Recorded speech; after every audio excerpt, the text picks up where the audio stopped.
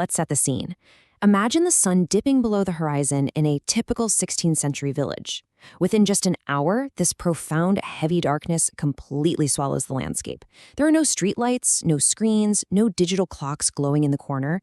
You've just got the crackle of a dying hearth fire and the biting chill of the night air. Welcome to today's Explainer, where we're going to reconstruct an entirely lost human world.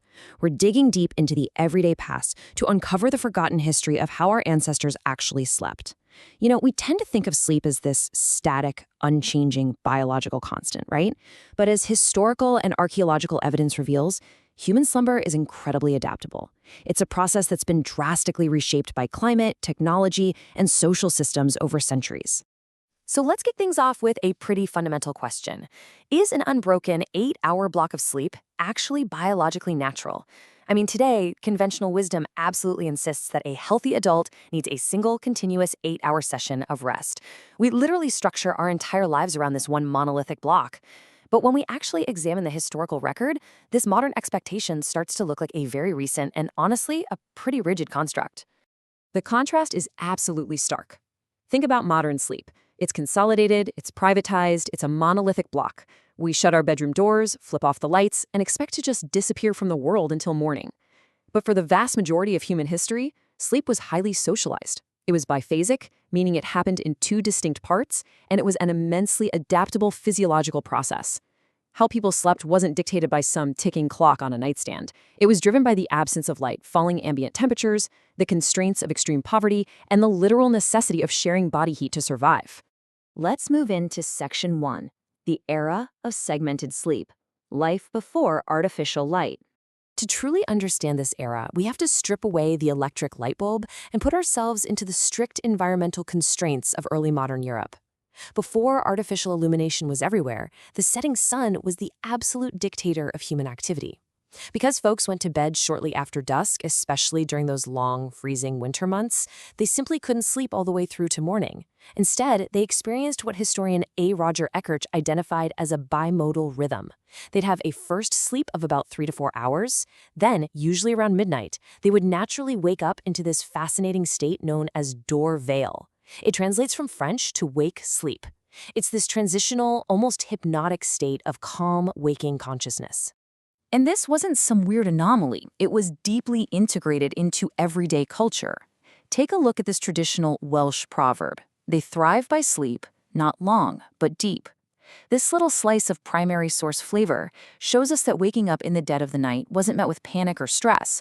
It was completely culturally accepted. It was normal. In fact, it was considered a time of profound physical and mental rejuvenation. Now, the really crucial thing here is the duration. This waking interval lasted anywhere from 1 to 3 hours right in the dead of night. This period of quiet wakefulness was commonly referred to as the watch. Just picture waking up in a freezing, drafty cottage. It is pitch black. You are surrounded by your sleeping family. What exactly did ordinary people do at this time? Well, they definitely weren't lying there stressing out about being awake, that's for sure. During the watch, people were actually incredibly productive, just in a very quiet, reflective sort of way. They prayed, they read if they happened to have a candle, maybe they smoked. They did light domestic chores. Some even left their homes to go visit neighbors or, commit petty crimes under the cover of darkness. Historical records also show this was a prime time for sexual intimacy, especially for exhausted laborers who finally had a bit of energy back after that first sleep. And wonderfully, they used this peaceful window of time to reflect on and interpret their vivid dreams, which were of course incredibly fresh in their minds right at that exact moment. But we need to look at the broader geographic picture here, because human sleep is incredibly plastic. Let's compare pre-industrial Europe's light-driven segmented sleep with the monophasic sleep of equatorial hunter-gatherer groups, like the San or the Hadza. These equatorial societies did not follow that bimodal pattern. Instead, they'd stay up socializing around small fires well past dusk. For them, falling asleep was strongly tied to dropping ambient temperatures. They would sleep in one solid block of about 6.5 hours, and then wake up in absolute unison just before dawn, which, not coincidentally, is when the ambient temperature hits its absolute lowest point. It just goes to prove that geography, climate, and temperature are the true master architects of our biological rhythms. And speaking of our ancient biology, get a load of this massive number, 77,000. That is how many years ago the bedding in South Africa's Sabudu cave was created. And we're not just talking about a pile of dirt here. This is compressed layers of fossilized river grass, leaves, and sedge stems. and they were chosen specifically because they contained natural insecticidal chemicals to repel pests. So even 77,000 years ago, our ancestors were actively engineering their sleeping environments for protection and comfort. It's absolutely wild to think about. All right, moving on to Section 2, the social bed, challenging modern notions of privacy. Today, we really view the bedroom as this ultimate private sanctuary. But right up until the late 19th century, communal sleeping was the absolute norm. I want you to picture a typical one-room medieval dwelling. The floor is covered in rushes, the air is incredibly drafty and freezing, and personal space is practically non-existent. Entire families, alongside servants, apprentices, and sometimes even the domestic livestock, would just pack onto a single mattress or a floor mat.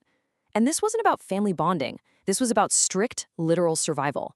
Sharing body heat is what kept you alive through the freezing winter. Naturally, to maintain some kind of order in such incredibly intimate and crowded spaces, households had to adopt rigid social rules. In British and Irish households, this was known as the pigging arrangement. It's fascinating how this strict hierarchy dictated where you slept for survival. Daughters were placed closest to the wall for protection. Next came the mother, then the father right in the center, followed by the sons. And incredibly, if there were any traveling guests or passing peddlers, they'd be slotted in on the very outer edge. You were literally sleeping shoulder to shoulder with complete strangers, right under your own roof. And if you actually left your house to travel, well, things only got more communal. Roadside inns back then rarely offered private rooms. You basically just paid for a spot in a bed. You were totally expected to share your mattress, your blankets, and your body heat with complete strangers, who were, very accurately, called strange bedfellows. Imagine the sensory reality of that for a second. The scratchy rustle of a shared straw tick, the smells of unwashed travelers, the very real risk of disease or theft. And yet, historical accounts also tell us that this setup frequently sparked some really fascinating late-night conversations in the pitch dark. Which brings us to Section 3, Material Culture of Slumber, Engineering Rest Through History. So how did our ancestors actually physically build their sleeping environments? What's really fascinating here is the sheer variety of physical sensations these artifacts represent. The common European peasant slept on a straw tick, basically a canvas bag stuffed with fresh straw. It was a cheap cushion, but it decayed quickly and invited absolutely horrible pest infestations. Meanwhile, over in the searing heat of ancient Egypt, they used carved basalt or alabaster headrests. I know a stone pillow sounds awful to us, but a soft fabric pillow would have been a sweaty nightmare. The stone kept their heads cool and elevated away from crawling scorpions.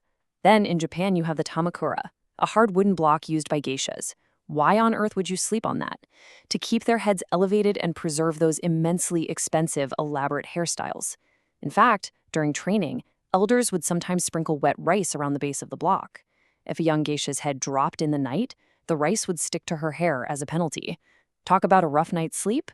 Now, if you were actually wealthy enough to own a bed frame in early modern Europe or America, you probably had a rope bed. And this actually gives us the origin of a phrase we still use every single night: sleep tight. The mattress was supported by a lattice of interwoven ropes. Over time, all that weight would cause the ropes to stretch and sag, making the entire massive wooden frame wobbly and uncomfortable. You literally had to take a specialized wooden straining wrench and perform serious manual labor just to tighten up the ropes so you could get a sound night's sleep.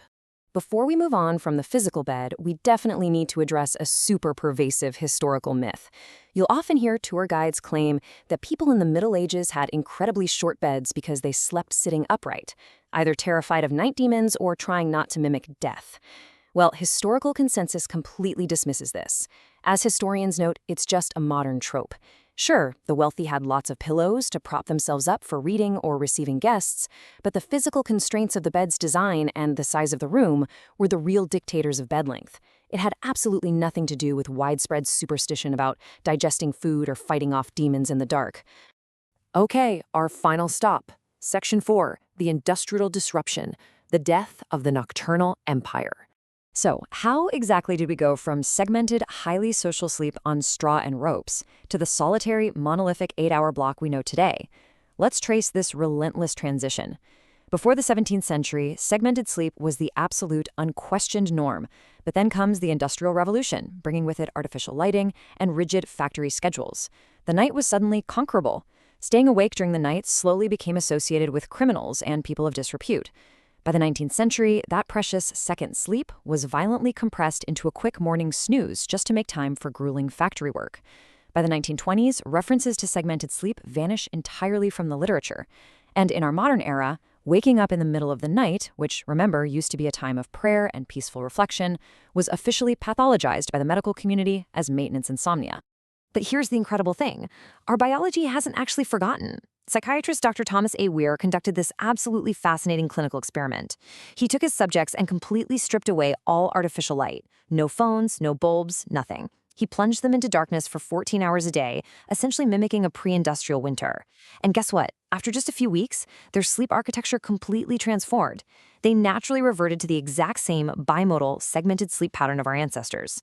They slept, they woke up for a couple of hours of peaceful reflection, and then they went back to sleep. Which leaves us with this final, profound question to take away.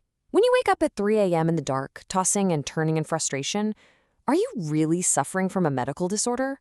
Or are you simply experiencing the ancient echoes of humanity's natural rhythm? Perhaps the next time you find yourself in Dorvale, the wake sleep, you shouldn't immediately reach for your phone. Instead, maybe recognize it for what it truly is, a living biological connection to a forgotten nocturnal world. Thank you for joining me on this explainer, and sleep tight.